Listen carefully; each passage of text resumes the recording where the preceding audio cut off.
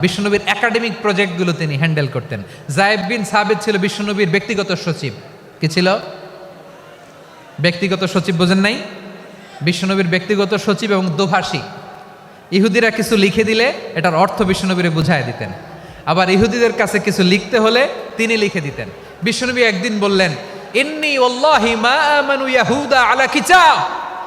ইহুদিরা যে চিঠি পাঠায় অর্থ তো বুঝি না, আরেক ইহুদি আইনে অর্থ করা লাগে। আবার ইহুদিদের কাছে কিছু লিখে পাঠাইতে চাইলে আমরা তো লিখতে পারি না, ইহুদিরে দিয়ে লেখা লাগে। ওরা যে পয়রা শোনায় লিখে দেয়, আমি ওদের বিশ্বাস করি না।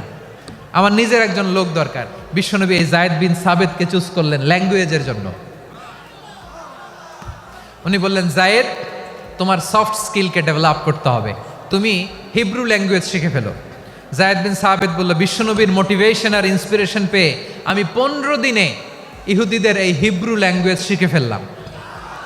শুধু শিখে ফেললাম না, হাত্তা হাদিকতু, even I became master in the language.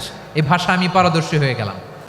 এরপরে ইহুদিরা চিঠি লিখে পাঠালে আর কোনো ইহুদি ডাকা লাগতো না, আমি নবীর এটার অর্থ শুনে পরে বুঝায় দিতাম।